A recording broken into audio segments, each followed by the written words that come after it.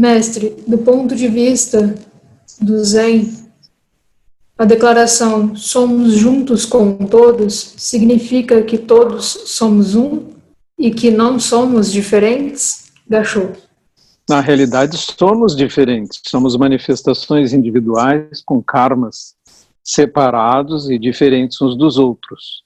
Do outro lado, nós pertencemos a uma grande unidade. Sempre fazemos a analogia com as ondas do mar. Somos como as ondas, mas somos o mar.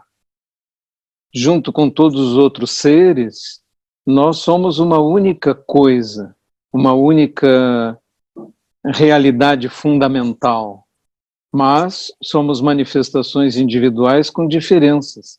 Só que essas diferenças, essas manifestações surgem e desaparecem, como as ondas surgem e desaparecem na superfície do mar. As ondas são temporárias, têm início e fim, nascem e morrem, mas o mar não. Nossa natureza fundamental é o mar, e não a onda. Nós nos confundimos pensando que somos ondas e que assim somos especiais, queremos ser eternos, continuar para sempre, renascer de novo, iguais ao que éramos. E não é assim. Nós temos karmas mutantes, nós vamos mudando, podemos nos aperfeiçoar, podemos até regredir, e isso define como nos manifestamos novamente. Mas a cada vida construímos novamente uma identidade, assumimos nome, forma e achamos que somos especiais e que somos aquela pessoa, que temos uma alma eterna, uma coisa assim. Todas ilusões que provém do nosso medo, do medo do nosso eu, de não sobreviver. Mas na realidade ele não sobrevive um dia depois do outro. A cada dia nós somos algo diferente do que éramos no dia anterior. Sensei, o que o budismo tem a nos ensinar sobre o medo, em especial sobre o medo do futuro e as incertezas da vida? O medo tem uma função, ele é natural, porque ele nos faz cuidarmos de nós mesmos, faz evitarmos perigos. Então o medo é uma coisa boa nesse sentido. Do outro lado, a ansiedade em relação ao futuro, que está sempre mudando e que é incerto e não previsível, é inútil. E por isso temos que cultivar nossa aceitação e adaptação às circunstâncias e mergulharmos na única realidade que realmente existe, o momento presente. O passado é memória e o futuro, expectativa. Ambos são, em certa medida, imaginários. O futuro completamente e o passado modificado pela nossa memória que vai distorcendo as coisas. E nunca nos lembramos exatamente das circunstâncias tais como eram. Existem estágios no Zazen? Estágios na prática, sim. Muitos estágios. Começamos sentando e tendo mentes turbulentas e vemos como essas mentes se agitam e os apegos e aversões a que estão presas as nossas mentes. Com o tempo conseguimos acalmar a mente e, se fazemos a Zen corretamente, começamos a ter experiências de samadhi, de presença, plena presença, contentamento, uma felicidade tranquila no momento, com muitas características particulares que devem ser experienciadas e que são diferentes sutilmente de pessoa para pessoa.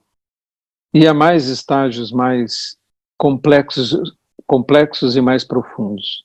Mas neste momento devemos nos concentrar em obter uma boa calma e concentração e presença no momento presente. E a isso chamaremos de Samadhi.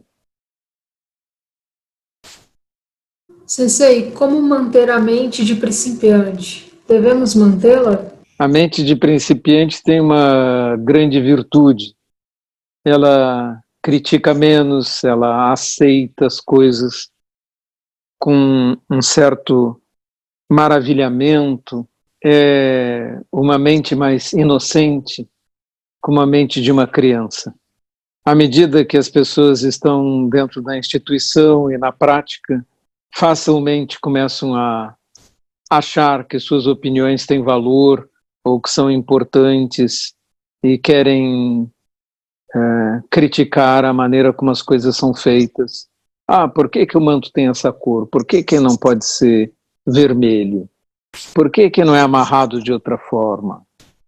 Por que estamos usando roupas tão antigas? Por que os monges têm que raspar a cabeça? Nós não podíamos usar um penacho? Não é? Qualquer coisa assim. E as pessoas começam a ter ideias, e é muito cedo para ter ideias. Devemos praticar, vamos dizer, uns 10 anos antes de começar a pensar que podemos ter ideias. O aprendiz deve ser silencioso, observar e não se manifestar. E quando ouvimos opiniões, devemos dar a elas o valor que as opiniões têm. Ou seja, próximo de zero. Depois de 2.500 anos, é difícil que alguém venha com uma ideia que ainda não foi apresentada. Sensei, às vezes fico com um pensamento fixo na crítica a outras pessoas. Procuro lembrar de uma frase de Confúcio, que diz que devemos examinar a nós mesmos quando vemos um erro no outro. O senhor poderia falar mais sobre esse tema? Nós temos preceitos no budismo e nos 10 preceitos maiores, mais básicos, pelo menos 3 são sobre o falar e sobre o criticar. E um diz explicitamente que não devemos procurar os erros e criticar os mestres, os monges, os leigos, os nossos companheiros de prática, ou seja, ninguém. Se você quiser observar algum defeito ou falha, olhe para si mesmo. Não vai ter nenhuma dificuldade em achar muitas nelas.